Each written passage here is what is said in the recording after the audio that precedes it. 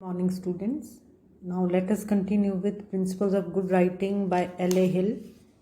So in this essay, the writer describes the basic features of good writing, and he explains how we can learn good writing, how we can learn to be a good writer.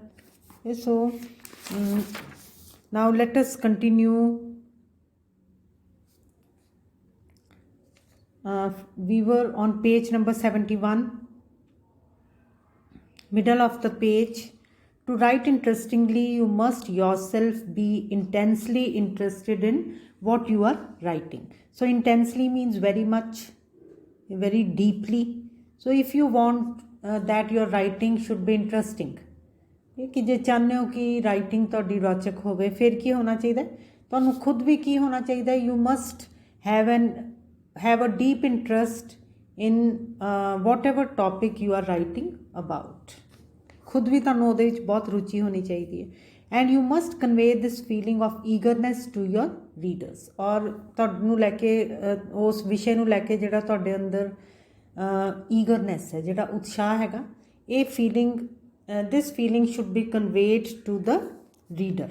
You must also believe intensely in what you are writing and whatever you are writing ਉਹਦੇ ਵਿੱਚ ਤੁਹਾਨੂੰ ਪੂਰਾ ਖੁਦ ਵਿਸ਼ਵਾਸ ਹੋਣਾ ਚਾਹੀਦਾ you must also believe intensely very deeply in what you are writing and convince your readers of your honesty. ਔਰ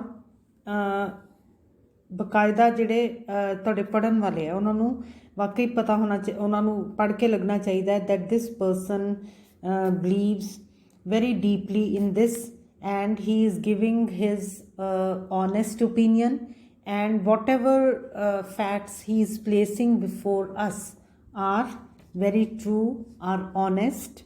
You cannot arouse their interest and sympathy unless they feel that you yourself are interested. कि होर तुहानू खुद suppose उस विषय दे विच कोई रुचि नहीं है ये तो फिर की है you will not be able to write convincingly and that you feel strongly about what you are saying. और दूसरी गल की होनी चाहिए कि उन्होंने वाकई लगना चाहिए कि तुसी उस विषय बारे बहुत ज़्यादा महसूस करते हो very you have very strong feelings about that topic. Do not however force upon the reader those of your own private problems which few if any other people share. ਇੱਕ ਉਹਨੇ ਹੋਰ ਗੱਲ ਕੀ ਹੁਣ ਨੈਕਸਟ ਤੁਹਾਨੂੰ ਕੀ ਗਾਈਡਲਾਈਨ ਦੇ ਰਿਹਾ ਕਿ do not force upon the reader your own private problems ਕਿ ਆਪਣੀਆਂ ਜਿਹੜੀਆਂ ਤੁਹਾਡੇ ਨਿੱਜੀ ਪ੍ਰੋਬਲਮਸ ਹੈ ਉਹ ਕਿਸੇ ਦੇ ਉੱਪਰ ਵੀ ਨਾ ਥੋਪੋ ਕਿ for example some people have some grievances with their friends or with their with the members of their family clear ਔਰ ਉਹਨਾਂ ਨੂੰ ਕਈ ਵਾਰੀ ਲਿਖਤ ਜਿਹੜਾ ਆਪਣੀ ਰਾਈਟਿੰਗ ਹੈ ਉਹਦੇ ਵਿੱਚ ਉਹਨਾਂ ਦਾ ਵਰਣਨ ਕਰਨ ਲੱਗ ਪੈਂਦੇ ਮਤਲਬ ਆਪਣੀਆਂ ਜਿਹੜੀਆਂ ਪਰਸਨਲ ਪ੍ਰੋਬਲਮਸ ਹੈ ਉਹ do not however force upon the reader those of your own private problems. ਸੋ ਆਪਣੀਆਂ ਪਰਸਨਲ ਪ੍ਰੋਬਲਮਸ ਰੀਡਰ ਦੇ ਨਾਲ ਬਹੁਤ ਜ਼ਿਆਦਾ ਸ਼ੇਅਰ ਨਾ ਕਰੋ.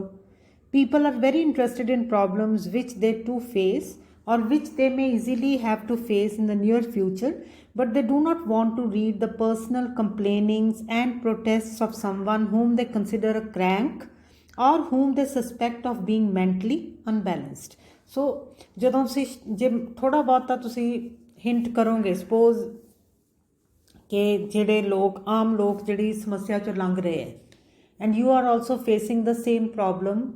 ਸੋ ਜੇ ਥੋੜ੍ਹਾ ਬਹੁਤਾ ਤੁਸੀਂ ਇਸ ਗੱਲ ਨੂੰ ਸ਼ੇਅਰ ਕਰੋਗੇ then it will be all right, but if you start giving many details of your private life, of your personal life, then people will consider that you are a crank. ਕਿ ਤੁਸੀਂ ਜੇ ਸ਼ਿਕਾਇਤਾਂ ਲਗਾਉਣ ਲੱਗ ਪਓਗੇ ਮੈਨੂੰ ਮੇਰੇ ਨਾਲ ਫਲਾਣੇ ਨੇ ਆ ਕੀਤਾ ਮੇਰੇ ਨਾਲ ਦੂਸਰੇ ਬੰਦੇ ਨੇ ਆ ਕੀਤਾ ਤਾਂ then they will start considering you a crank. Crank means ਕਿ ਹਿਲਿਆ ਹੋਇਆ ਵਿਅਕਤੀ ਹੈ or whom they suspect of being mentally unbalanced ਕਿ ਹੋ ਸਕਦਾ ਕਿ ਉਹ ਤੁਹਾਨੂੰ ਫਿਰ ਕੀ ਕਹਿਣ ਕਿ ਤੁਸੀਂ ਆਪਣਾ ਜਿਹੜਾ ਦਿਮਾਗੀ ਸੰਤੁਲਨ ਹੈ ਤੁਸੀਂ ਗਵਾ ਬੈਠੇ ਹੋ ਜਿਹੜਾ ਵੀ ਬਹੁਤ ਜ਼ਿਆਦਾ ਆਪਣੀਆਂ ਪਰਸਨਲ ਪ੍ਰੋਬਲਮਸ ਸ਼ੇਅਰ ਕਰਦਾ ਵਿਅਕਤੀ। Do not strive to create an impression. ਔਰ ਦੂਸਰੀ ਗੱਲ ਕੀ ਹੈ ਕਿ ਕੋਸ਼ਿਸ਼ ਨਾ ਕਰੋ ਕਿ ਅਸੀਂ ਰੀਡਰ ਦੇ ਉੱਪਰ ਇੰਪ੍ਰੈਸ਼ਨ ਪਾਉਣਾ ਹੈ। ਨਾਓ what do we do when we want to create an impression? Suppose we are writing something, और ਜੇ ਅਸੀਂ ਕਿਸੇ ਨੂੰ ਇੰਪ੍ਰੈਸ ਕਰਨਾ ਚਾਹੁੰਦੇ ਹਾਂ ਫਿਰ ਆਪਾਂ ਕੀ ਕਰਦੇ ਹਾਂ, we start using very heavy words, we start using very difficult words ਕਿ ਸਾਨੂੰ ਇਹ ਵੀ ਆਉਂਦੇ ਹੈਗੇ। ਸੋ ਜਿਹਦੇ ਕਰਕੇ ਕਿ ਉਹ ਕੀ ਕਹਿੰਦਾ ਕਿ ਫਿਰ your writing tends to become artificial। ਫਿਰ ਉਹਦੇ ਵਿੱਚ ਜਿਹੜੀ ਨੈਚੁਰਲਨੈਸ ਹੈ ਉਹਦੀ ਕੀ ਆ ਜਾਂਦੀ ਹੈ, ਕਮੀ ਆ ਜਾਂਦੀ ਹੈ। So do not strive to create an impression. Do not try very hard to create an impression upon the reader। कि फिर ਅਸੀਂ ਕਈ ਵਾਰੀ ਔਖੇ ਸ਼ਬਦ ਯੂਜ਼ ਕਰਨੇ ਸ਼ੁਰੂ ਕਰ ਦਿੰਦੇ ਹਾਂ, ਭਾਰੀ ਭਰਕਮ। So do not do that. Forget about yourself. Think only of the reader and write naturally, avoiding self-consciousness। So ਆਪਣੇ ਬਾਰੇ ਭੁੱਲ ਜਾਓ, ਜੋ ਲਿਖ ਰਹੇ ਹੋ ਤਾਂ ਕਿਹਦੇ ਬਾਰੇ ਦਿਮਾਗ 'ਚ ਰੱਖੋ। Think only of the reader and write naturally। naturally means ਬੜੇ ਸੁਭਾਵਿਕ ਤਰੀਕੇ ਦੇ ਨਾਲ, ਵਿੱਚ artificiality ਨਾ ਲੈ ਕੇ ਆਓ। avoiding self consciousness। so whenever we become self conscious then we spoil the whole thing। so ਕਿਤੇ ਵੀ ਤੁਸੀਂ ਦੇਖ ਲਓ, when you are doing some public speaking, when you are speaking in public, then if you become self conscious ਫਿਰ ਕੀ ਹੋ ਜਾਂਦੀ ਹੈ, ਤੁਹਾਡੀ ਸਾਰੀ ਜਿਹੜੀ ਸਪੀਚ ਹੈ, ਤੁਹਾਡੀ ਜਿਹੜੀ ਸਾਰੀ ਪਰਫੋਰਮੈਂਸ ਹੈ, it gets spoiled. So whenever you are doing something, ਆਪਣੇ ਆਪ ਨੂੰ ਅਵੋਇਡ, ਆਪਣੇ ਆਪ ਨੂੰ ਭੁੱਲ ਜਾਓ। Avoid self consciousness.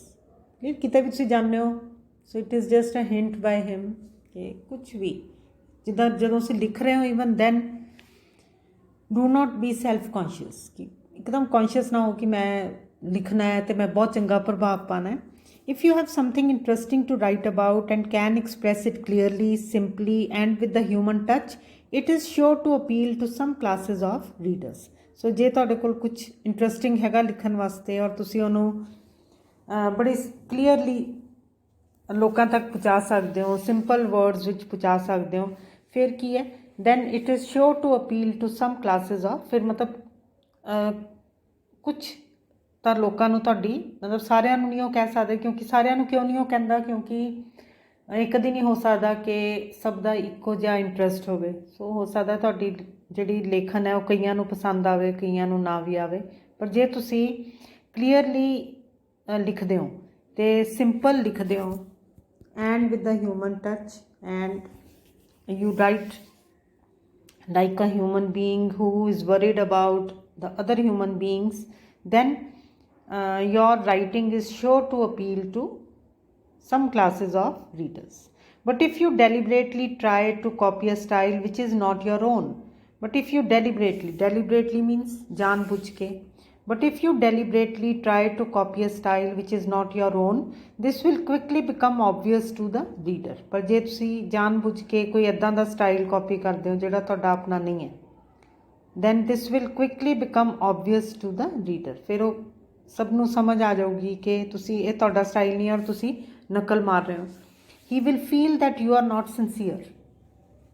ਨਕਲ ਝੱਟ ਪਹਿਚਾਨੀ ਜਾਂਦੀ ਹੈ। ਫॉर ਐਗਜ਼ਾਮਪਲ ਤੁਸੀਂ ਸੋਚੋ ਵੀ I want to write like Wordsworth. ਹੁਣ ਵਰਡਸਵਰਥ ਦੀਆਂ ਪੋਇਮਸ ਤੁਸੀਂ ਪੜ੍ਹੀਆਂ ਹੋਈਆਂ, ਔਰ ਜੇ ਤੁਸੀਂ ਜਾਣਬੁੱਝ ਕੇ ਉਹਦੇ ਸਟਾਈਲ ਨੂੰ ਕਾਪੀ ਕਰਨ ਦੀ ਕੋਸ਼ਿਸ਼ ਕਰੋਗੇ, ਫਿਰ ਕੀ ਹੋਊਗਾ, ਫਿਰ ਰੀਡਰ ਥੋੜ੍ਹਾ ਜਿਹਾ ਤੁਹਾਡੀ ਪੋਇਮ ਨੂੰ ਪੜ੍ਹ ਕੇ, just giving you an example, ਤਾਂ ਉਹ ਫਿਰ ਕੀ ਕਰੇਗਾ, ਉਹਨੂੰ ਸਾਈਡ 'ਤੇ ਰੱਖ ਦੇਗਾ। ਕਿਉਂ? ਉਹਨੂੰ ਕੀ ਲੱਗੇਗਾ ਕਿ ਮੈਂ ਨਕਲ ਕਿਉਂ ਪੜ੍ਹੂੰਗਾ, ਮੈਂ ਅਸਲੀ ਵਰਡਸਵਰਥ ਨੂੰ ਪੜ੍ਹ ਲੈਣਾ ਹੈ। So do not try to copy. So if you do so, ਤਾਂ ਝੱਟ ਹੀ ਪਤਾ ਲੱਗ ਜਾਂਦਾ ਕਿ ਇਹਨੇ ਨਕਲ ਮਾਰੀ ਹੈ, ਕਿਸੇ ਦੀ ਕਾਪੀ ਕਰਨ ਦੀ ਕੋਸ਼ਿਸ਼ ਕਰ ਰਿਹਾ। ਅਤੇ ਫਿਰ ਕੀ ਹੋਏਗਾ, but if you deliberately means ਜਾਣਬੁੱਝ ਕੇ, but if you deliberately try to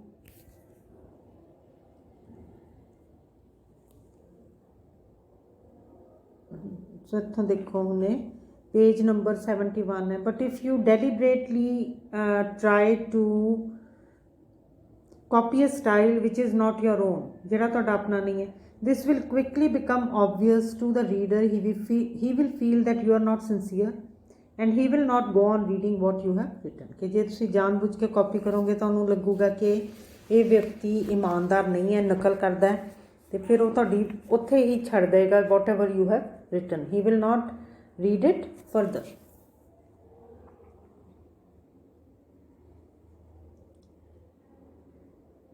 As you read more and more works written in a particular style, your own will gradually change. So फिर वो की कहंदा हुण तुसी वर्ड्सवर्थ वर्गे चंगे कवि बनना चाहते हो, suppose just an example.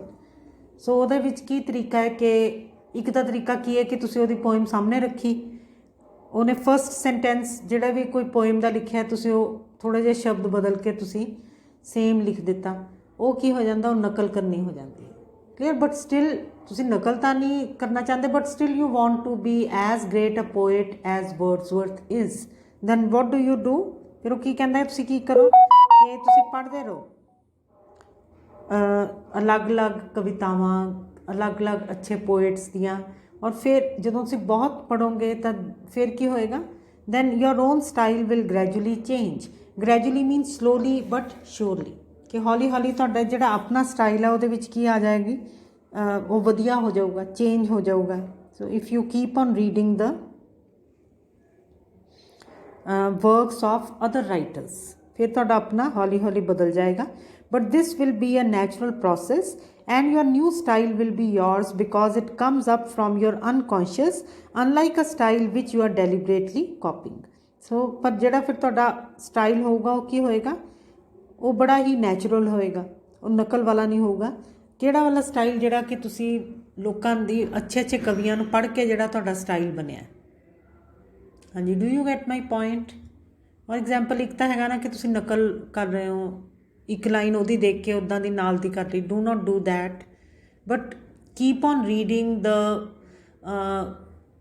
Literature written by. So ਮੈਂ ਲਿਟਰੇਚਰ ਦੀ ਇੱਥੇ ਗੱਲ ਕਰਦੀ ਪਈ ਸਿਰਫ, the literature written by good writers. ਫਿਰ ਤੁਹਾਡਾ ਆਪਣੇ ਵਿੱਚ ਵੀ ਉਹਨਾਂ ਦੀ ਜਿਹੜੀ ਵਧੀਆਪਨ ਹੈ ਉਹ ਤੁਹਾਡੀ ਆਪਣੀ ਰਾਈਟਿੰਗ ਦੇ ਵਿੱਚ ਵੀ ਆ ਜਾਏਗਾ. ਨਕਲ ਨਹੀਂ ਹੋਊਗੀ, but it will be your own style, will be ਤੁਹਾਡਾ ਅਲੱਗ ਜਿਹਾ ਸਟਾਈਲ ਹੋਊਗਾ, ਅਤੇ ਉਹਦੇ ਵਿੱਚ ਸਾਰੇ ਗੁਣ ਕਿਤੇ ਹੋਣਗੇ ਚੰਗੇ ਕਵੀਆਂ ਦੇ. So this does not mean that you should not cultivate vivid expression. So ਇਹਦਾ ਮਤਲਬ ਇਹ ਵੀ ਨਹੀਂ ਹੈ ਕਿ ਤੁਸੀਂ ਵਧੀਆ ਤਰ੍ਹਾਂ ਦੇ ਨਾਲ ਨਾ ਲਿਖਣ ਦੀ ਕੋਸ਼ਿਸ਼ ਕਰੋ, ਤੁਹਾਡਾ ਐਕਸਪ੍ਰੈਸ਼ਨ ਜਿਹੜਾ ਤੁਹਾਡਾ ਵੇ ਆਫ ਕਮਿਊਨੀਕੇਟਿੰਗ ਹੈ ਉਹ ਅੱਛਾ ਨਾ ਹੋਵੇ. If you train yourself to see and hear things keenly and responsibly as an artist or a musician does, you will be able to describe them vividly yet without artificiality. So ਕੀ ਕਹਿੰਦਾ ਕਿ ਧਿਆਨ ਦੇ ਨਾਲ ਹਰ ਚੀਜ਼ ਨੂੰ ਸਮਝੋ, ਮਹਿਸੂਸ ਕਰਨ ਦੀ ਕੋਸ਼ਿਸ਼ ਕਰੋ, ਫਿਰ ਤੁਸੀਂ ਉਹਨਾਂ ਚੀਜ਼ਾਂ ਦਾ ਵਰਣਨ ਬਹੁਤ ਹੀ ਵਧੀਆ ਕਰ ਸਕਦੇ ਹੋ. So now I make an end here and we'll continue in the next lecture.